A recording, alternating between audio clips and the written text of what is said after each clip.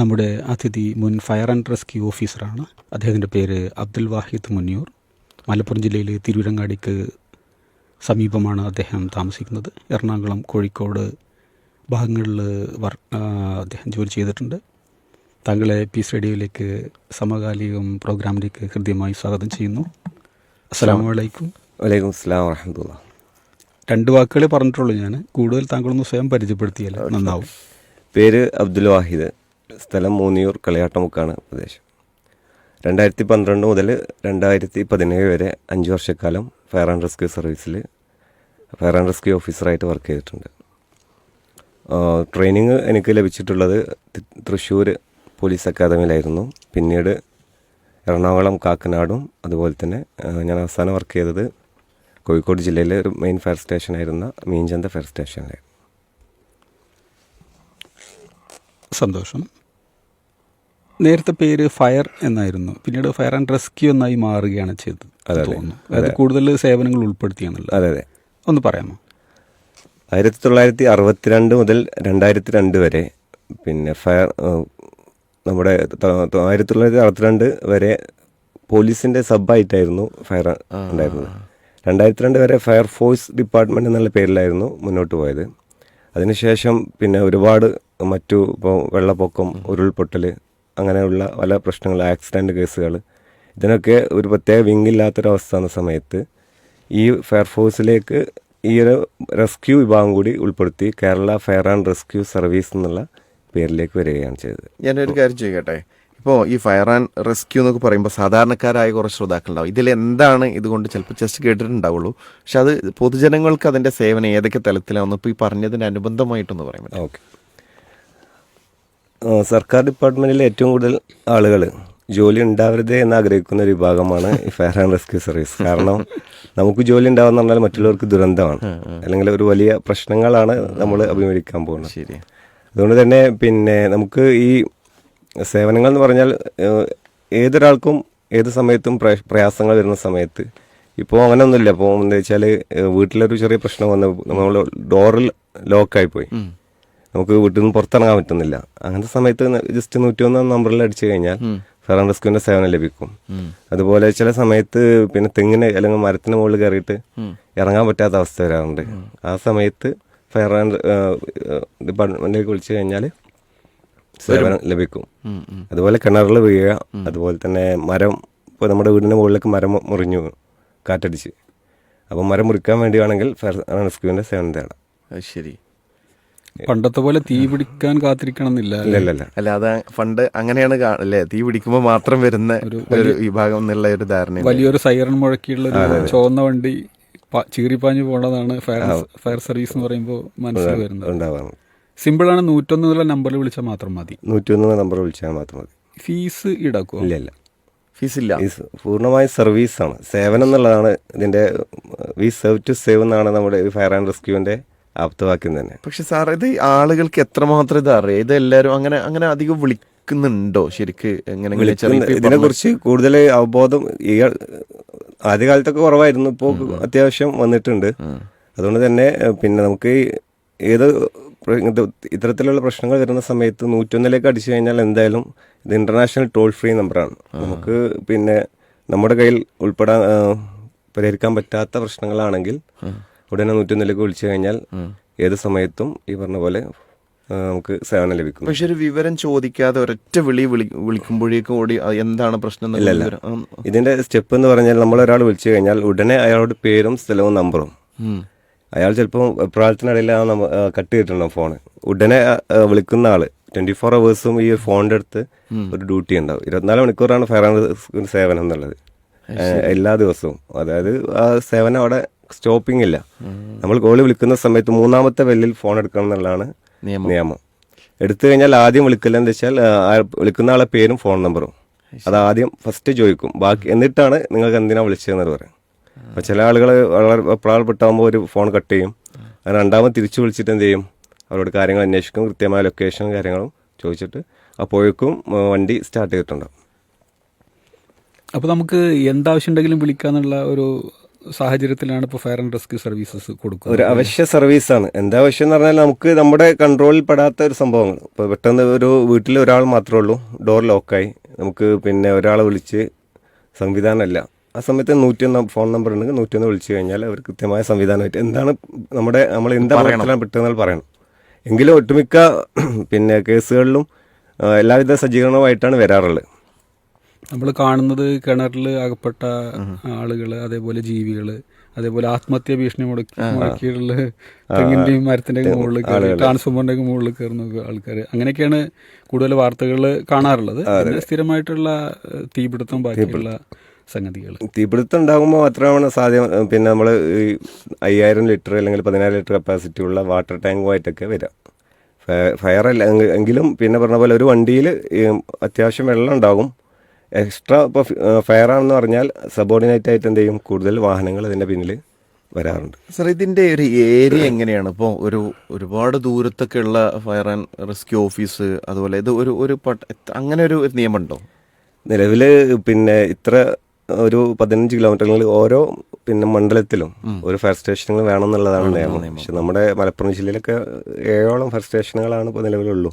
അതിൽ തന്നെ മെയിൻ 5 സ്റ്റേഷനുകളും ബാക്കി 1-2 സ്റ്റേഷനുകൾക്ക് അടുത്ത കാലത്ത് വന്നതാണ്. പക്ഷെ ആ ദൂരത്തിന്റെ അവസ്ഥ ഉള്ളത് കൊണ്ട് എത്തിപ്പെടുന്ന അതുകൊണ്ട് പൊതുവേ സമൂഹത്തിന്റെ ഒരു ധാരണ എല്ലാം കഴിഞ്ഞിട്ടാണ് ഫയർ സർവീസ് എത്തുക എന്നുള്ളതാണ്.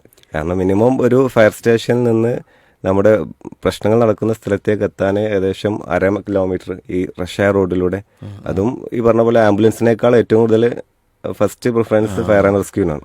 അത്ര അപകടമുള്ള സമയത്താണ് പോകുന്നത്. അപ്പോൾ ഇത്രയും റഷ്യ റോഡിലൂടെ എത്തി വരുമ്പോഴേക്കും ഈ ഒരു പിന്നെ ഫയർ ആയിക്കോട്ടെ, അതല്ലെങ്കിൽ ഒരാൾ വെള്ളത്തിൽ മുങ്ങുകയാണെങ്കിൽ അയാളുടെ ആ പ്രശ്നം ഏകദേശം തീരാറായിട്ടുണ്ടാവും. ഈ സേവന താല്പര്യരായിട്ടുള്ള കുറേ ശ്രോതാക്കളുണ്ട് നമുക്ക്. അവർക്ക് ഫയർ ആൻഡ് സേഫ്റ്റി ഡിപ്പാർട്ട്മെന്റിൽ ഒരു ജോലി വേണമെന്ന് ആഗ്രഹിക്കുകയാണെങ്കിൽ എന്തൊക്കെയാണ് നടപടിക്രമങ്ങൾ?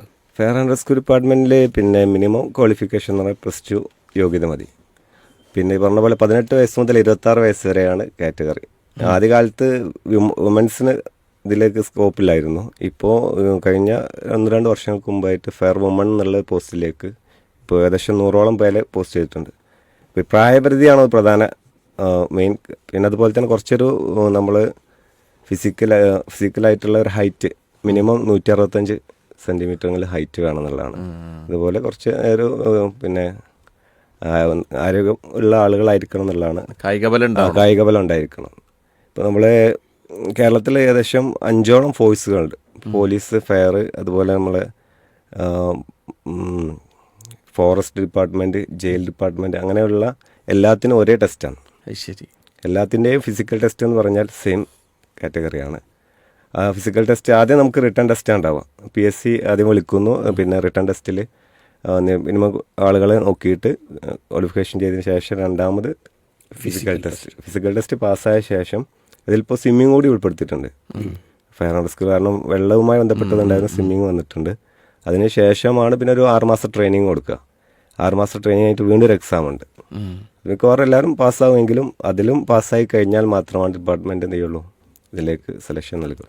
നമ്മുടെ കേരളത്തിൻ്റെ ഒരു പുതിയ ഈ ദുരന്ത കാര്യങ്ങളൊക്കെ ഇങ്ങനെ വർദ്ധിച്ചു വരുന്നതുകൊണ്ട് ഈ ഡിപ്പാർട്ട്മെൻറ്റിൽ കൂടുതൽ പിന്നെ പരിശീലനങ്ങളും കൂടുതൽ വിഭാഗങ്ങളൊക്കെ ഉണ്ടായിട്ടുണ്ടോ? ഓക്കെ. ഇപ്പോൾ അടുത്ത കാലത്തായിട്ട് ഫയർ ആൻഡ് റെസ്ക്യൂവിൻ്റെ കൂടെ തന്നെ ഈ സന്നദ്ധ സേവ ടീമായിട്ട് പിന്നെ വന്നിട്ടുണ്ട്. അവർ ഫ്രീ ആയിട്ട് ഇതിനെ സപ്പോർട്ട് ചെയ്യുക എന്നുള്ള രൂപത്തിൽ ചില ടീമുകൾ വന്നിട്ടുണ്ട്. അതുപോലെ തന്നെ ഇതുമായി സഹകരിക്കാൻ താല്പര്യമുള്ള ആളുകളെ ബന്ധപ്പെടുത്തിക്കൊണ്ട് അവർക്ക് ഇത്തരം അപകടങ്ങൾ ഉണ്ടാകുന്ന സമയത്ത് അവരെ കൂടെ കൂടാം. പുറത്തുനിന്നുള്ള ആളുകളുടെ സേവനം. അതെ.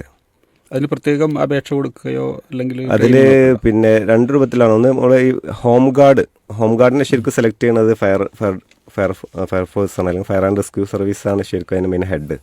എന്നിട്ടാണ് അവർ പോലീസ് ഡിപ്പാർട്ട്മെൻറ്റിനൊക്കെ അവരെന്ത് ചെയ്യുന്നത് കൊടുക്കുന്നുള്ളൂ. ഇപ്പോൾ ഫയർ ആൻഡ് റെസ്ക്യൂ സർവീസിനെ സബോർഡിനേറ്റ് ചെയ്യാൻ വേണ്ടി ഹോം ഗാർഡിൻ്റെ സേവനം ലഭിക്കാറുണ്ട്. അവർക്ക് പിന്നെ പെയ്ഡാണ് രൂപത്തിൽ. അതല്ലാതെ തന്നെ പിന്നെ ഇപ്പോൾ പേരും ഓർമ്മയില്ല, ഒരു സബോർഡിനേറ്റ് ആയിട്ടുള്ള ഒരു ടീം ഇപ്പോൾ ഇതിന് കൂടെ വന്നിട്ടുണ്ട്. ശരി. ഈ പരിശീലനങ്ങളിലൊക്കെ അങ്ങനെ മാറ്റങ്ങൾ വരുന്നുണ്ടോ? പുതിയ പ്രശ്നം ഇത് ഉള്ള സാഹചര്യത്തിൽ പ്രളയമാവട്ടെ, ഉരുൾപൊട്ടലാവട്ടെ, അപ്പോൾ അതിൽ നിങ്ങൾക്ക് പുതിയ അപ്ഡേഷൻസുകൾ വരുന്നുണ്ടോ? അപ്ഡേഷൻസുകൾ കാലത്തിനനുസരിച്ച് വരുന്നുണ്ട്. ഇപ്പൊ ഞാൻ പറഞ്ഞു, ആദ്യം ഈ സ്വിമ്മിങ് എന്നുള്ള ഭാഗമില്ലായിരുന്നു. നേരത്തെ പറഞ്ഞു. അപ്പൊ അത്യാവശ്യം സ്വിമ്മിങ് അറിയുന്ന ആളുകളെയാണ് ഇപ്പൊ ഇതിലേക്ക് സെലക്ട് ചെയ്യുക. കാരണം ഒരു വെള്ളപ്പൊക്കം അതല്ലെങ്കിൽ ഒരാൾ മുങ്ങി മരിക്കുകയാണെങ്കിൽ പിന്നെ സ്വിമ്മിങ് അറിയാത്ത ഒരാൾക്ക് മുങ്ങാൻ കഴിയില്ലല്ലോ. അപ്പോൾ അത്തരം കാര്യങ്ങൾ, അതുപോലെ തന്നെ ഇപ്പോൾ പിന്നെ മല കയറുന്ന സിസ്റ്റം പെരിന്തൽമണ്ണ ഈ ഭാഗത്ത് മലേൻ്റെ ഒരു ബാബു എന്നുള്ള, അപ്പോൾ അങ്ങനത്തെ ഈ റോപ്പ് ക്ലൈമ്പിങ്ങും മറ്റു കാര്യങ്ങളൊക്കെ അത്യാവശ്യം വരാറുണ്ട്. സേവനത്തിനെ കുറിച്ച് പറയുമ്പോഴേ ഇപ്പോഴും ഇടക്കിടക്ക് ഈ LPG സിലിണ്ടർ ലീക്കായിട്ടും അങ്ങനെയുള്ള അപകടങ്ങൾ ഉണ്ടാവാറുണ്ട്. ഒന്ന് വിശദീകരിക്കാം നമുക്ക്. അതിൽ പ്രത്യേകിച്ച് നമ്മുടെ ശ്രോതാക്കൾ വീട്ടമ്മമാരുണ്ടാവും, ഗ്യാസ്, അപ്പോൾ ഇതിൻ്റെ അവർ ശ്രദ്ധിക്കും. ഇതിലേറ്റവും കൂടുതൽ പിന്നെ ഫയർ ആൻഡ് റെസ്ക്യൂവിൻ്റെ സേവനം നമ്മളെ വീട്ടിലെ സാധാരണക്കാർ ആവശ്യപ്പെടുന്ന ഒരു മെയിൻ മേഖല എന്നുള്ളത് LPG ഗ്യാസുമായി ബന്ധപ്പെട്ടാണ്. നമ്മൾ ഇത് കൈകാര്യം ചെയ്യുമ്പോൾ നമുക്ക് വീട്ടിലെ ഏറ്റവും കൂടുതൽ ആളുകൾ ഉപയോഗപ്പെടുത്തുന്ന ഏറ്റവും സൗകര്യപ്രദമായ സംഭവമാണ് LPG ഗ്യാസിൻ്റെ ഈ ഒരു സംവിധാനം. പക്ഷെ അതോടൊപ്പം നമ്മൾ ശ്രദ്ധിക്കേണ്ടത്, നമ്മളെ ചെറിയൊരു അശ്രദ്ധ ഉണ്ടെങ്കിൽ വലിയ ദുരന്തം വരെ ഉണ്ടാകുന്നത്. ഇപ്പോൾ എൻ്റെ സർവീസ് കാലത്തൊക്കെ നമ്മൾ ഒരുപാട് അനുഭവിച്ച സംഭവമാണിത്. ഒന്ന് ശ്രദ്ധിച്ചിരുന്നെങ്കിൽ ആ ഒരു വലിയ ദുരന്തം നമുക്ക് ഒഴിവാക്കാൻ പറ്റുമായിരുന്നു. ഇപ്പോൾ LPG ഗ്യാസിലെന്ന് അറിയാം, നമുക്ക് ഈ ഒരു 14.2 അല്ലെങ്കിൽ 15.9 കിലോ ഗ്യാസ് ഹൈ പ്രഷറിൽ ലിക്വിഡ് രൂപത്തിലേക്കാണ് ആക്കിയിട്ടുള്ളത്. അപ്പോൾ അത് പുറത്തേക്ക് വരുമ്പോൾ അതിൻ്റെ 10 മടങ്ങ് ശക്തിയിലാണ് പുറത്തേക്ക് വരിക. അപ്പോൾ അതിന് നമ്മൾ ഉപയോഗിക്കുന്ന സമയത്ത് ഈ ഒരു ഗ്യാസ് ലീക്കാണ് പൊതുവെ ഉണ്ടാവാറുള്ളത്. ഇപ്പോൾ ഗ്യാസ് ലീക്ക് ഉണ്ടാവാതിരിക്കാനുള്ള അല്ലെങ്കിൽ അതിനെ സൂക്ഷിക്കാനുള്ള ഒരു മാർഗം എന്ന് വെച്ചാൽ, നമ്മൾ ഉപയോഗപ്പെടുത്തുന്ന ഗ്യാസ് സ്റ്റൗ, അതുപോലെ അതുമായി കണക്ട് ചെയ്യുന്ന വയറ്, അതിൻ്റെ റെഗുലേറ്റർ, ഇതൊക്കെ എപ്പോഴും നമ്മൾ പരിശോധിക്കണം. ചെറിയ ലീക്ക് വന്നു കഴിഞ്ഞാൽ സാധാരണഗതിയിലൊരു വാതകം പുറത്തു വന്നു കഴിഞ്ഞാൽ അത് മുകളിലോട്ടാണ് പോവുക, എന്നാൽ ഗ്യാസ് താഴോട്ടാണ് പോവുക. ഇത് പലർക്കും അറിയില്ല. ശരി. നമ്മുടെ വായുവിനേക്കാളും 1.5 മടങ്ങ് ഡെൻസിറ്റി കൂടുതലായതുകൊണ്ട് ഒരിക്കലും ഗ്യാസ് പുറത്തേക്ക് ലീക്കായി കഴിഞ്ഞാൽ മുകളിലോട്ട് പോവില്ല. അപ്പം നമ്മുടെ വീട്ടിൽ അടുക്കളയിൽ ഗ്യാസ് ലീക്ക് വന്നു കഴിഞ്ഞാൽ ഇതിന് സ്മെല്ലുണ്ടായതുകൊണ്ട്, ഇപ്പോൾ മെർക്കാപ്റ്റൻ എന്നുള്ള കെമിക്കൽ ഉണ്ടായതുകൊണ്ട് നമുക്ക് മണമുണ്ട്. ശരിക്കും ഗ്യാസിന് മണമില്ല. ഈ ലീക്ക് മനസ്സിലാകാൻ വേണ്ടിയിട്ടാണ് ഈ ഒരു വസ്തുവിലേക്ക് ആഡ് ചെയ്തിട്ടുള്ളത്. അപ്പോൾ അത് പോയി കഴിഞ്ഞാൽ നമുക്ക് പലർക്കും അറിയാത്തൊരു ഒരു സംഭവമാണ് എന്ത്, ഈ ഗ്യാസ് പുറത്ത്. നമ്മൾ അതുകൊണ്ട് വീട്ടിൽ ഗ്യാസ് ലീക്ക് വന്നാൽ എല്ലാവരും ജനല തുറക്കുക. ശരിക്കും ജനലല്ല തുറക്കേണ്ടത്, വാതില തുറക്കേണ്ടത്. കാരണം ഈ ഗ്യാസ് നേരെ താഴോട്ട് വന്ന് നമ്മുടെ ഫ്ലോറിലാണ് പരക്കുന്നത്. അപ്പോൾ നമുക്ക് കാണാൻ പറ്റൂല, സ്മെല്ലറിയാൻ പറ്റും. അപ്പോൾ ഗ്യാസ് ലീക്ക് വന്നു കഴിഞ്ഞാൽ ആദ്യം ശ്രദ്ധിക്കേണ്ടത് നമ്മളെ ഈ വീട്ടിൽ ഇവാക്വേഷൻ, ആ ഗ്യാസിന് പുറത്തു പോകാനുള്ള സൗകര്യം ഒരുക്കി കൊടുക്കാൻ വേണ്ടത്. അപ്പോൾ നമ്മൾ ഈ ഡോറൊക്കെ തുറന്നിട്ട് എന്ത് ചെയ്യണം, പരമാവധി ഈ ഗ്യാസ് പുറത്തേക്ക് പോകാനുള്ള സംവിധാനം. ടേബിൾ ഫാനൊക്കെ ഉണ്ടെങ്കിൽ ടേബിൾ ഫാൻ ഓക്കെ. പിന്നെ ആ സമയത്ത് നമ്മൾ ശ്രദ്ധിക്കേണ്ട കാര്യം എന്ന് വെച്ചാൽ, വളരെ ചെറിയൊരു മൈന്യൂട്ട് സ്പാർക്ക് വന്നു കഴിഞ്ഞാൽ ഒരു വലിയ തീ ഉണ്ടാവാനുള്ള സാധ്യതയുണ്ട്. അതുകൊണ്ട് ഒരു കാരണവശാലും ഗ്യാസ് ലീക്ക് ഉണ്ടെങ്കിൽ നമ്മൾ ഈ ഒരു സ്പാർക്ക് ഉണ്ടാവുന്ന സംഭവം വെറും ലൈറ്റ് കത്തിക്കൽ മാത്രമല്ല, നമ്മൾ സ്വിച്ച്, വീട്ടിലെ ഫാനിൻ്റെ സ്വിച്ച് അല്ലെങ്കിൽ വർക്ക് ചെയ്യുന്ന ഒരു സ്വിച്ച് ഓഫ് ആക്കുകയോ ഓൺ ആക്കുകയോ പാടില്ല എന്നാണ്. വളരെ മൈക്രോവേവ് ആയിട്ടുള്ള ഒരു ചെറിയൊരു സ്പാർക്ക് ഉണ്ടായി കഴിഞ്ഞാൽ ഉടനെ അത്രയും ഫ്ലെയിമബിൾ ആയിട്ടുള്ള കത്താൻ എന്താ പറയുക ധൃതിയിൽ നിൽക്കുന്ന ഒരു വാതകമാണ് ഈ ഒരു LPG എന്നുള്ളത്. അപ്പോൾ ഗ്യാസ് ലീക്ക് ഉണ്ടെങ്കിൽ ഉടനെ ഈ പറഞ്ഞ പോലെ ഗ്യാസ് ഏജൻസി വിളിക്കുക, അതോടൊപ്പം തന്നെ ഫയർ ആൻഡ് റെസ്ക്യൂവിനെ വിളിക്കുക എന്നുള്ളതാണ് ഇതിൽ നമ്മൾ ആദ്യം ചെയ്യേണ്ടത്. നമ്മളായിട്ട് എന്ത് ചെയ്ത് ഈ പറഞ്ഞ പോലെ സ്വിച്ച് ഇടുക അല്ലെങ്കിൽ ഡോർ അടക്കുക, ഇങ്ങനെ സ്പാർക്ക് ഉണ്ടാകുന്ന ഒരു സംഭവം ചെയ്യാൻ പാടില്ല എന്നുള്ളതാണ് കാര്യമായിട്ട് പറയാനുള്ളത്. വളരെ എനിക്ക് തോന്നുന്നു ഇതിൽ പ്രത്യേകിച്ച് നമ്മളെ ഉമ്മാർക്ക് ഒരുപാട് ഉപകാരപ്പെട്ട ഒരു സംഗതിയാണ് ഇപ്പോൾ ഈ പറഞ്ഞിട്ടുള്ള കാര്യം. പലർക്കും അറിയില്ല. ഞാൻ ഇതിൻ്റെ വാതകം ഇതിൻ്റെ മണം തന്നെയാണ് വിചാരിച്ചിരിക്കുന്നു. സ്മെല്ലിൻ്റെ കാര്യം എനിക്കറിയാം, പക്ഷേ ഈ ഗ്യാസ് മുകളിലേക്ക് പോകില്ല എന്നുള്ളത് ആദ്യം അത് ഏറ്റവും കൂടുതൽ ആളുകൾക്ക് അറിയില്ല. അതുകൊണ്ടാണ് ഏറ്റവും കൂടുതൽ ദുരന്തം ഉണ്ടാവുന്നത്. ഇപ്പോൾ എൻ്റെ സർവീസിലൊക്കെ എന്ന് വെച്ചാൽ നമ്മൾക്ക് വരുമ്പോഴേക്കും ഇത് പൊട്ടിത്തെറിച്ചിട്ട് ഈ ഒരു വീട് ഒന്നായിട്ട് തകരുന്നുണ്ട്. കാരണം ശരിക്കും പറഞ്ഞാൽ ഒരു ബോംബാണ്, നമ്മുടെ വീട്ടിൽ നിറച്ച് വെച്ചൊരു ബോംബാണിത്. പക്ഷെ അതേസമയം ശ്രദ്ധയോടുകൂടി ഉപയോഗിക്കുകയാണെങ്കിൽ നമുക്ക് ഏറ്റവും നന്നായിട്ട് ഉപയോഗപ്പെടുത്താൻ പറ്റും. ചില അശ്രദ്ധ കാരണം എന്ത് ചെയ്യും, ഈ പറഞ്ഞ പോലെ വലിയ ദുരന്തങ്ങൾ ഉണ്ടാവാൻ, മരണം വരെ സംഭവിക്കും. ഒരു 100 ആളെ വരെ കൊല്ലാനും ഒരു സിലിണ്ടറിന് കഴിയുമെന്നുള്ളതാണ്. കാരണം അത്രയും ഹൈ പ്രഷറിലാണ് ഈ സംഭവത്തിൽ. അപ്പോൾ പുറത്തേക്ക് വരുമ്പോൾ അതിനെ ഭയങ്കര സ്ട്രോങ്ങിൽ ഒരു വീട് മൊത്തം തകർക്കാൻ പറ്റുന്ന രൂപത്തിലേക്ക് അത് മാറിയിട്ടുണ്ട്. ആൾക്കാരെല്ലാം കബളിപ്പിച്ച്, അതായത് തെറ്റായ വിവരം തന്നിട്ട് അങ്ങനെ ചെയ്യാറുണ്ടോ? ശിക്ഷ എന്തെങ്കിലും ഉണ്ടോ? ഫൈൻ?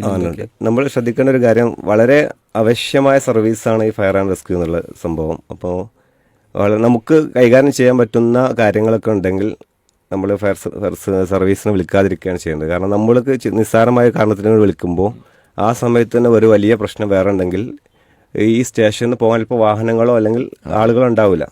അപ്പോൾ നമ്മൾ വിളിക്കുന്ന ആൾ ശ്രദ്ധിക്കണം, നമുക്ക് വളരെ അത്യാവശ്യം വളരെ പിന്നെ അർജൻറ്റായിട്ടുള്ള കാര്യങ്ങൾ മാത്രം, നമുക്ക് കൈകാര്യം ചെയ്യാൻ പറ്റാത്ത കാര്യങ്ങളുണ്ടെങ്കിൽ മാത്രം ഫയർ റെസ്ക്യൂവിനെ വിളിക്കുക എന്നുള്ളതാണ് എനിക്ക് പറയാനുള്ളത്.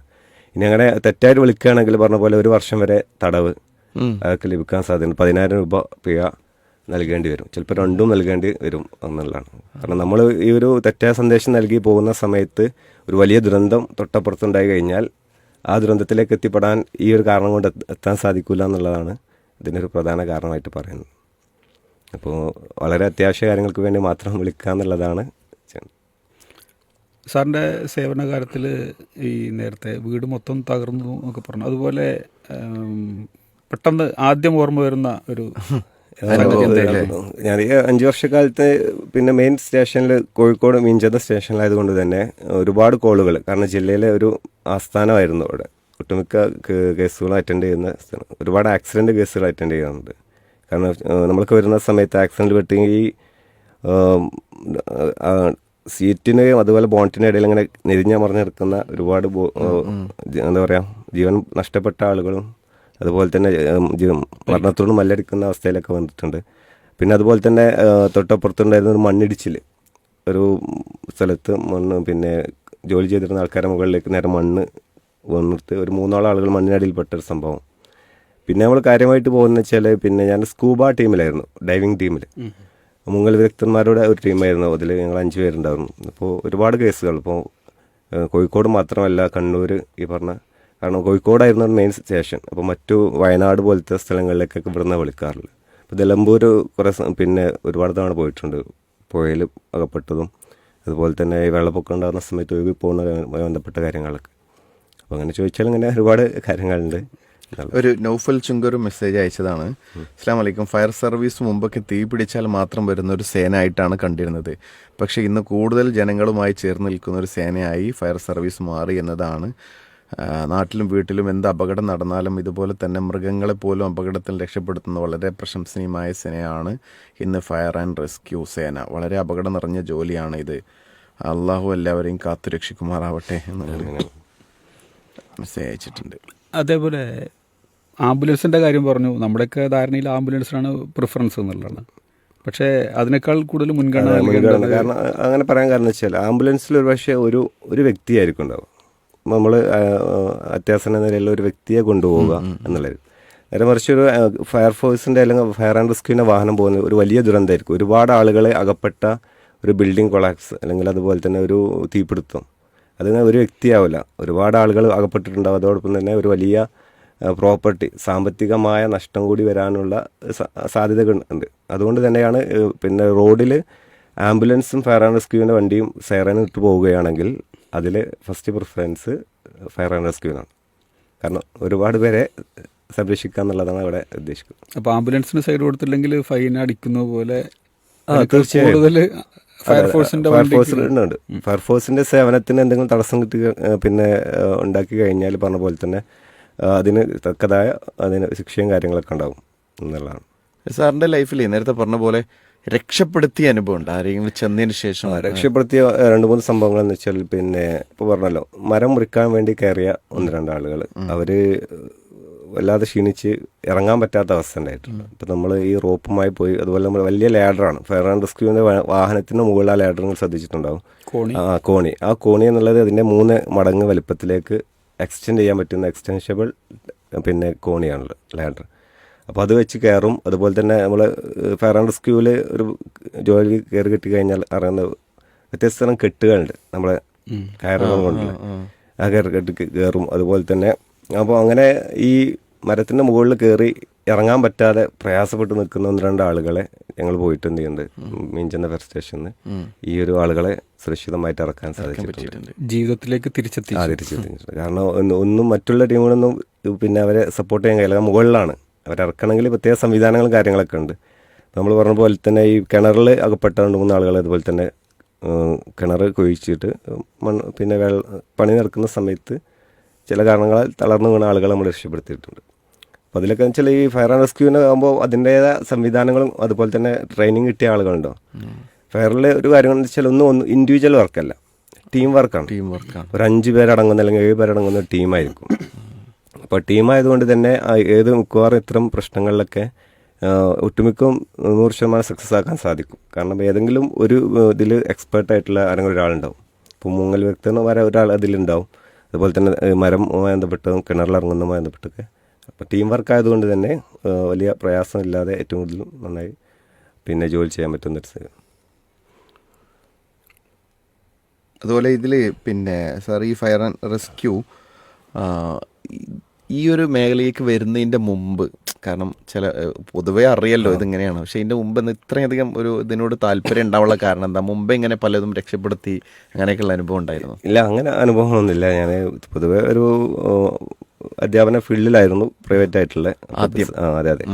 പിന്നെ സർക്കാർ ജോലിയിൽ കയറാന്നുള്ള നമുക്ക് ഇതിനെക്കുറിച്ച് അധികം ഒന്നും ആരും അവബോധം നൽകിയിട്ടില്ല. എങ്കിലും നമ്മൾ കുറച്ച് ആളുകളിങ്ങനെ ടീമായി PSC പ്രിപ്പയർ ചെയ്യുന്ന സമയത്ത്, കാരണം അതിലേറ്റവും കൂടുതൽ പിന്നെ 18 വയസ്സ് 26 വയസ്സ് എന്നുള്ളത് ആ സമയത്ത് കയറാൻ പറ്റിയ ഏറ്റവും നല്ല ഫീൽഡ് എന്ന് പറഞ്ഞാൽ ഫോഴ്സുകളാണ്. ഒന്ന് കോമ്പറ്റീഷൻ കുറവാണ്, കാരണം മറ്റു ലേഡീസ് അല്ലെങ്കിൽ അതിന് മുകളിലുള്ള ഏജുള്ളവരെന്ത് ചെയ്യില്ല, ഇതിലേക്ക് പരീക്ഷ എഴുതാൻ വരില്ല. അപ്പോൾ ആ പ്രായപരിധിയിലുള്ള ആളുകൾ, പ്രത്യേകിച്ച് ഫിസിക്കലായിട്ട് കുറച്ച് ഫിറ്റുള്ള ആളുകൾ മാത്രമേ എന്ത് ചെയ്യുള്ളൂ ഇതിലെഴുതാം. കാരണം റിട്ടേൺ ടെസ്റ്റ് മാത്രം കിട്ടിയതുകൊണ്ട് കാര്യമില്ല. ഒരു കമൻ്റ് ഉണ്ട്, തിരുവനന്തപുരം മണക്കാട് നിന്ന് മായിനാണ് അറിയിച്ചിട്ടുള്ളത്. അസ്സലാം വലൈക്കും. അടുക്കളയിലുണ്ടായിരുന്ന ഭാര്യയെ രക്ഷിക്കാനെത്തിയ ഭർത്താവ് മരണപ്പെടുകയും ഭാര്യ രക്ഷപ്പെടുകയും ചെയ്ത ഒരു വീഡിയോ കണ്ടിട്ടുണ്ട്. കാരണം ഗർഭിണിയായ ഭാര്യ താഴെ വീണ് ഉരുണ്ടു, എന്നാൽ രക്ഷപ്പെടുത്താനുള്ള സമയത്ത് തീ പടർന്ന ഭർത്താവ് ഓടിയത് കൊണ്ട് അദ്ദേഹം മരണപ്പെട്ടു എന്നുള്ളത്. അപ്പോൾ രണ്ട് കാരണം എന്ന് വെച്ചാൽ നമ്മൾ വീട്ടിലെ ഈ ഗ്യാസ് ലീക്കായി എന്ന് കഴിഞ്ഞാൽ, ഞാൻ പറഞ്ഞു ഗ്യാസ് ലീക്കായാൽ അതിൻ്റെ താഴ്ഭാഗത്താണ് ഇതുണ്ടാവുക. അപ്പോൾ എത്രത്തോളം ലീക്കായെന്ന് നമുക്കറിയില്ല. ഇപ്പോൾ മണം ഉണ്ടെങ്കിൽ നമുക്ക് ഗ്യാസ് ലീക്ക് ഉണ്ടെന്നുള്ളത് അറിയാം. പിന്നെ ഞാൻ പറഞ്ഞു ഈ ഡോറ് തുറക്കുന്നതൊക്കെ വെച്ചാൽ ചില സ്പാർക്കിങ് ഇത് വരും. പിന്നെ ഈ തുറക്കുന്ന സമയത്ത് തന്നെ തീ കത്തി തുടങ്ങിക്കഴിഞ്ഞാൽ പറഞ്ഞ പോലെ നമ്മൾ പെട്ടെന്ന് തുറന്നു കഴിഞ്ഞാൽ അത് ആളിക്കത്താണ് കാരണം വായുസഞ്ചാരം ഒന്നുകൂടി കിട്ടുകയാണ്. കത്തുന്ന വസ്തുവിലേക്ക് കുറച്ച് നമ്മൾ ഓക്സിജൻ കൊടുത്തു കഴിഞ്ഞാൽ ആളിക്കത്തുന്ന സിസ്റ്റം എന്നുള്ളതാണല്ലോ. പുതപ്പിട്ട് മൂടുന്നതൊക്കെ ഇപ്പോൾ നമ്മൾ വീട്ടിൽ ഈ ഗ്യാസ് ലീക്ക് ഉണ്ടെങ്കിൽ ശ്രദ്ധിക്കേണ്ട കാര്യം, ചിലതൊക്കെ സിമ്പിളായിരിക്കും. നമ്മൾ ആദ്യം ഈ സിലിണ്ടർ വന്നു കഴിഞ്ഞാൽ നമ്മൾ ഒന്ന് നോക്കണം. ശരിക്കും പറഞ്ഞാൽ ഈ ഗ്യാസ് ഏജൻസി തന്നെയാണ് ഇത് വെച്ച് തൂക്കി തരണമെന്നാണ് നിയമം. നമുക്ക് തന്ന ഗ്യാസ് കുറ്റിയിൽ ഇത്ര അളവ് ഗ്യാസ് ഉണ്ടോ എന്നുള്ളത് കൃത്യമായി നമ്മളെ ബോധ്യപ്പെടുത്തി, അതോടൊപ്പം തന്നെ റെഗുലേറ്റർ വെച്ച് ഗ്യാസുമായി കണക്ട് ചെയ്ത് കത്തുന്നുണ്ട്, കുഴപ്പമൊന്നും ഇല്ല എന്ന് ബോധ്യപ്പെടുത്തിയിട്ടാണ് ചെയ്യേണ്ടത്. അതാണ് നിയമപരമായിട്ട് അങ്ങനെയാണ്. ലീക്കുന്നില്ല നമ്മൾ ബോധ്യപ്പെടുത്തണം. നമുക്ക് ഒക്കെ തൃപ്തിപ്പെട്ടു എന്നുള്ള രൂപത്തിലേക്ക് മാറ്റണം. എയറാണ്. അപ്പോൾ അതുകൊണ്ട് തന്നെ ഈ ലീക്ക് ഉണ്ടായി കഴിഞ്ഞാൽ നമ്മൾ പറഞ്ഞു ആദ്യം നമ്മൾ ഗ്യാസ് ഏജൻസി വിളിക്കാം. മിക്കവാറും ഈ ലീക്കുകൾ നമ്മൾക്ക് പോയ കേസുകളെന്ന് വെച്ചാൽ ഗ്യാസ് ഇങ്ങനെ പുറത്തേക്കൊന്നും ഒരു പേടിച്ച് ഓടേണ്ട ആവശ്യമൊന്നുമില്ല. പറഞ്ഞ പോലെ ഗ്യാസ് ലീക്ക് ഈ ഒന്നുകിൽ നമ്മൾ എവിടെയാണ് ഗ്യാസ് ലീക്ക് ഉണ്ടെന്ന് നോക്കുക. ഒന്നുകിൽ ഈ വയറിനാണെങ്കിൽ അല്ലെങ്കിൽ റെഗുലേറ്ററിനാണെങ്കിൽ റെഗുലേറ്റർ ഓഫാക്കി കഴിഞ്ഞാൽ എന്ത് ചെയ്യും, പുറത്തേക്കുള്ളതാണെങ്കിൽ അവിടെ ഓഫാകും. അതല്ല റെഗുലേറ്ററിനല്ല, ഈ റെഗുലേറ്ററൊന്നുമായി കണക്ട് ചെയ്ത് നമ്മളെ നോബ് ഇതുണ്ട്, ഇത് നോക്കി പിന്നെ നമ്മളെ സിലിണ്ടർ എടുത്ത് നോക്കി കഴിഞ്ഞാൽ കാണാം ആ ഒരു പിച്ചള ഭാഗം, അതിൻ്റെ ഉള്ളിലൊരു ചെറിയ കറങ്ങുന്ന ഒരു ചെറിയ ബെയറിംഗ് ഉണ്ട്. ഈ ബെയറിങ്ങിനാണ് മിക്കവാറും പ്രശ്നം ഉണ്ടാവുക. അത് ജസ്റ്റ് ഒന്ന് പ്രസ് ചെയ്ത് പൊക്കി കഴിഞ്ഞാൽ അതൊക്കെ. ഇനി ഗ്യാസ് ലീക്ക് ഇല്ല എന്ന് ഉറപ്പുവരുത്താനുള്ള മാർഗം നമ്മൾ അതിലേക്ക് കുറച്ച് വെള്ളം ഒഴിക്കുക. ബബിൾസ് ഒന്നും വരുന്നില്ല എങ്കിൽ അത് ക്ലിയറായി. വെള്ളം ഒഴിക്കണതിന് പ്രശ്നമൊന്നുമില്ല. ഇല്ല, കുറച്ച് വെള്ളം ഒഴിച്ച് കഴിഞ്ഞാൽ ഗ്യാസ് ലീക്ക് ഇല്ലെങ്കിൽ എന്ത് ചെയ്യും, പ്രശ്നമില്ല. ഗ്യാസ് ലീക്ക് ഉണ്ടെങ്കിൽ അത് ബബിൾസ് അങ്ങനെ വരുന്നുണ്ടാവും. അപ്പോൾ അങ്ങനെ ഉണ്ടെങ്കിൽ ഒന്നുകൂടി ഞാൻ പ്രസ് ചെയ്യുക. എന്നിട്ടും മാറണില്ലെങ്കിൽ നേരെ പറഞ്ഞ പോലെ എന്ത് ചെയ്യാം, അവർക്ക് തിരിച്ചു കൊടുക്കും. അപ്പോൾ നമ്മൾ ഉപയോഗിക്കുന്ന സമയത്ത് ഇങ്ങനെ ഗ്യാസ് ലീക്ക് ഉണ്ടെങ്കിൽ തന്നെ ഏജൻസി വിളിച്ചു കഴിഞ്ഞാൽ നമുക്ക് പുതിയ സിലിണ്ടർ നൽകണം എന്നുള്ളതാണ് നിയമം. പകരപ്പള്ളിയിൽ നിന്ന് ബഷീർ ചോദിക്കുന്നു, വീട്ടിൽ കള്ളൻ കയറിയാൽ വിളിക്കാൻ സാധിക്കുമോ ഫയർഫോഴ്സിനെ എന്നാണ്. അങ്ങനെ ഒരു സംവിധാനം ഉണ്ട് എന്നുള്ളത് അറിയില്ല. ഇനിയിപ്പോൾ ഇതിന്റെ ശേഷം സാധാരണ പോലീസിനെയാണല്ലോ വിളിക്കല് അല്ലേ? ഈ ചോദ്യം എൻ്റെ നാവിൽ വന്നതാണ്, ഞാൻ ചോദ്യം ഒഴിവാക്കിയതാണ്, പോലീസ് അല്ലേ എന്നുള്ള വിചാരിച്ചിട്ട്. അല്ല, അതിപ്പോൾ ക്രമസമാധാനവുമായി ബന്ധപ്പെട്ടായതുകൊണ്ട് പോലീസ് ഡിപ്പാർട്ട്മെന്റാണ്. അതല്ലാത്ത ഈ പറഞ്ഞ പോലെ പിന്നെ ചില കേസുകൾ ശ്രദ്ധിച്ചാൽ മോതിരം കൊടുക്കുന്നത്, അതുപോലെ ഈ തലയിൽ മൃഗങ്ങളെ തലേൻ്റെ പിന്നെ പാത്രം കൊടുക്കുന്നത്, അത്തരം കേസുമായി ബന്ധപ്പെട്ട് എന്നുള്ളത് സേവനം മനുഷ്യർക്ക് മാത്രമല്ല മൃഗങ്ങൾക്കും കൂടിയാണ്. അപ്പോൾ അതിനെ പരിഹരിച്ചുകൊണ്ടൊക്കെ പല വീഡിയോസൊക്കെ വന്നിട്ടുണ്ടായിരുന്നു, മറ്റേ ഈ മറിമായം പോലത്തെ വീഡിയോ. പക്ഷെ അതൊക്കെ ഇതിൻ്റെ ഡിപ്പാർട്ട്മെൻറ്റിൻ്റെ ഒരു എന്താ പറയുക സേവനത്തിൻ്റെ ചെറുതായി കാണുന്നുണ്ട്. അല്ല, ചെറുതായി കാണുക എങ്കിൽ പോലും ഫയർഫോഴ്സ് ഒരു സംവിധാനം ഉണ്ട്, അതിൽ ഇതും ഉണ്ട് എന്നുള്ളൊരു പോസിറ്റീവ് മെസ്സേജ് കൂടി അതിലുണ്ട്. ജീവൻ എന്നുള്ളത് മനുഷ്യര് ജീവൻ മാത്രമല്ല. ഇപ്പം നമ്മൾ ഈ പറഞ്ഞ പോലെ ചില കിണറിൽ പോത്ത് വീഴ അല്ലെങ്കിൽ അത്തരം കേസുകളിലൊക്കെ നമ്മൾ എന്ത് ചെയ്യുന്നുണ്ട്, പോയിട്ട് ഇതിനെ പുറത്തെടുക്കാറുണ്ട്. കാരണം ജീവനാണ്, അത് മനുഷ്യനായാലും മറ്റു ജീവജാലങ്ങളായാലും ജീവനുള്ള വസ്തുക്കളെ രക്ഷിക്കുക എന്നുള്ളതാണ് ഈ ഒരു ഇതുകൊണ്ട് ഉദ്ദേശിക്കുന്നത്. ഏതായിരുന്നാലും നമ്മളെ സമയം നമ്മൾ അവസാനിക്കാനായിട്ടുണ്ട്. ഇവനിലേക്ക് ഇനി എന്തെങ്കിലും കൂടുതൽ കുറേ ആളുകൾ ഭയങ്കര മാഷാ അല്ലാഹ് ഒരുപാട് ഉപകാരപ്രദമായ കാര്യങ്ങൾ കിട്ടി. ഞാൻ നേരത്തെ പറഞ്ഞ തന്നെ ഒരുപാട് പേരൻസ് രക്ഷിതാക്കൾ അയച്ചിട്ടുണ്ട്. വളരെ നല്ല കാര്യമാണ് ഇന്നത്തെ സമകാലികത്തിൽ കേൾക്കാൻ പറ്റിയത്. സാർക്ക് പ്രത്യേകം പ്രാർത്ഥിച്ചിട്ടുണ്ട്. ഇൻഷാ അല്ലാഹ്. അതിൽ പ്രത്യേകമുള്ള കമൻറ്റുകൾ തീപിടുത്തത്തിന് മാത്രമേ ഫയർ ആൻഡ് റെസ്ക്യൂവിൻ്റെ സർവീസ് കിട്ടൂ എന്നാണ് പൊതുവേ ഉള്ളൊരു ധാരണ. അതിനപ്പുറത്ത് സേവനത്തിൻ്റെ കാരുണ്യം മൃഗങ്ങളിലേക്ക് വരെ നീളുന്ന ഒരു ഡിപ്പാർട്ട്മെൻ്റ് ആണ് എന്നുള്ളൊരു പുതിയ അറിവാണ് പലർക്കും. അതെ, ഈ ഒരു ഇതോട് കൂട്ടിച്ചേർക്കുകയാണെന്ന് വെച്ചാൽ നമുക്ക് ഏതെങ്കിലും ഈ പറഞ്ഞ പോലെ ഫയർ ആൻഡ് റെസ്ക്യൂവിൻ്റെ ക്ലാസ്സുകൾ ഫിസിക്കലായിട്ടും ഈ ഗ്യാസുമായി ബന്ധപ്പെട്ടൊക്കെ ശരിക്കും പറഞ്ഞാൽ പ്രാക്ടിക്കൽ ക്ലാസ് കിട്ടിയാലാണ് മനസ്സിലാവുള്ളൂ. സിമ്പിളായിട്ട് നമ്മൾ പല ക്ലാസ്സുകളും പോകാറുണ്ട്. ശരിക്കും ഈ അടപ്പുണ്ടല്ലോ, അടപ്പ് പല ആൾക്കാരും തുറക്കാൻ അറിയില്ല. വളരെ സിമ്പിളായി തുറക്കാൻ പറ്റും. അത് അങ്ങനെ ജസ്റ്റ് ഒന്ന് വലിച്ച് പൊക്കാൻ മാത്രമേ ഉള്ളൂ. ചില ആളുകൾ അങ്ങനെ പിടിച്ച് പൊന്തിച്ച് കുറ്റിയൊക്കെ കളക്കുന്ന വളരെ സിമ്പിളാണ്. കയറ് പൊട്ടിക്കും. ഒരു കാരണവശാലും ആ ക്യാപ്പോ ഒരു കയറോ പൊട്ടിക്കാൻ പാടില്ല. ഗ്യാസിന് എന്തെങ്കിലും ലീക്ക് ഉണ്ടെങ്കിൽ അത് സേഫ്റ്റി ക്യാപ്പാണ്. നമുക്ക് ഗ്യാസിന് പറഞ്ഞ പോലെ ബെയറിങ്ങിനോ അല്ലെങ്കിൽ അതിലിട്ട വാഷറിനോ പ്രശ്നം ഉണ്ടെങ്കിൽ നേരെ ആ ക്യാപ്പ് അടച്ചിട്ടാൽ പിന്നെ ഗ്യാസ് പുറത്തേക്ക് വരില്ല, ഒരു കാരണവശാലും പുറത്തേക്ക് വരില്ല. അത് വളരെ അറിയില്ല. ഫരീദ അബ്ദുൽ ഖാദർ ചോദിച്ചത്, വെള്ളം ഒഴിക്കേണ്ടത് സിലിണ്ടറിന്റെ റെഗുലേറ്റർ ഫിറ്റ് ചെയ്യുന്ന ഭാഗത്താണോ അതോ സിലിണ്ടറിന്റെ പുറം ഭാഗത്തോ? ഞാൻ പറഞ്ഞത് വെച്ചാൽ പിന്നെ ഗ്യാസ് ലീക്ക് ഉണ്ട് നമുക്ക് ബോധ്യപ്പെട്ടു. റെഗുലേറ്ററിൻ്റെ പുറത്തേക്കല്ല ഗ്യാസ് ലീക്ക്, ഉള്ളിലാണെങ്കിൽ അത് മനസ്സിലാക്കാൻ വേണ്ടിയിട്ട് നമ്മളെ ഈ ഒരു ഇരുമ്പ് പോലത്തെ ഇതുണ്ടല്ലോ കവചം, അതിൻ്റെ ഉള്ളിൽ ഗ്യാസ് സിലിണ്ടർ ഒന്നായിട്ടല്ല, ചെറിയ ഭാഗത്ത് കുറച്ച് ഒരു സ്പൂൺ ലീക്ക് ഉണ്ടെങ്കിൽ അതിങ്ങനെ ബബിൾസ് ഇങ്ങനെ വരുന്നതായിട്ട് വരും. ഇപ്പോൾ നമ്മൾ ടയറിന് ലീക്ക് എന്താ പറയുക എയർ പോണ പോലെ. തലശ്ശേരിയിൽ നിന്ന് സീനത്ത് കേക്കയുടെ ഒരു കമൻ്റ് ഉണ്ട്. അൽഹംദുലില്ലാ, എൻ്റെ മകൻ ഫയർഫോഴ്സ് ഉദ്യോഗസ്ഥനായതിൽ ഞാൻ അഭിമാനിക്കുന്നു. ഒത്തിരി ജീവൻ രക്ഷിച്ച അനുഭവങ്ങൾ അവൻ പറയാറുണ്ട്. പിന്നെ കുറച്ച് നീണ്ട കത്താണ് അവസാനമുള്ളത്. കേരള ഫയർ ആൻഡ് റെസ്ക്യൂവിലെ എല്ലാ ഉദ്യോഗസ്ഥർക്കും പടച്ചവൻ്റെ കാവലുണ്ടാകട്ടെ. അപ്പോൾ നമുക്ക് ഈ ഒരു സെഷൻ അവസാനിപ്പിക്കേണ്ട കുറച്ചുകൂടി സമയം നമ്മൾ മുന്നോട്ട് പോയിട്ടുണ്ട്. ഏതായിരുന്നാലും സാറ് ഇന്നത്തെ ഒരു സെഷൻ വളരെ സമകാലിക സെഷനിൽ വ്യത്യസ്ത തലങ്ങളിലുള്ള ആളുകളെയാണ് നമ്മൾ വരല്. ഇന്നും കുറച്ചുകൂടിയും അടുക്കളയിലുള്ള ഉമ്മമാർക്ക് കൂടി റിലേറ്റ് ചെയ്യാൻ പറ്റിയിട്ടുള്ളൊരു സംഗതിയായി. മാത്രമല്ല പൊതുവെ ഒരുപാട് കാര്യങ്ങൾ മനസ്സിലാക്കാൻ പറ്റി. അബ്ദുൽ വാഹിദ് മുന്നൂർ സാറിൻ്റെ ഒരു ലൈഫിൽ ഇതുപോലെ ഇനിയും കുറേ നല്ല സർവീസുകൾ മുന്നോട്ട് കൊണ്ടുപോകാൻ കഴിയട്ടെ എന്ന് നമുക്ക് പ്രാർത്ഥിക്കാം. ഒരുപാട് വിവരങ്ങൾ പങ്കുവച്ചതിന് ടീം പീസ് റേഡിയോയുടെ പ്രത്യേക നന്ദി രേഖപ്പെടുത്തുകയാണ്. ഞാൻ പീസ് റേഡിയോയുടെ ശ്രോതാവ് കൂടിയാണ്. 2-3 തവണ വന്നിട്ടുണ്ട്. എനിക്ക് തോന്നുന്നു ഇതുമായി ബന്ധപ്പെട്ട വേറെ സെഷനൊക്കെ ഇനി വേറെ നമുക്ക് റെക്കോർഡ് ചെയ്യാൻ തോന്നുന്നുണ്ട് അല്ലേ? ഈ പിന്നെ സമകാലിക അല്ലാതെ ഇതുമായി ബന്ധപ്പെട്ട് മാത്രം പ്രത്യേകം ചെയ്യാം, കൂടിക്കാഴ്ച പോലുള്ളത് അല്ലെങ്കിൽ വേറെ പ്രോഗ്രാമുകൾ ചെയ്യാം. ഓക്കെ, വളരെ നന്ദി സാർ. അസ്സലാമു അലൈക്കും. അസ്സലാമു അലൈക്കും.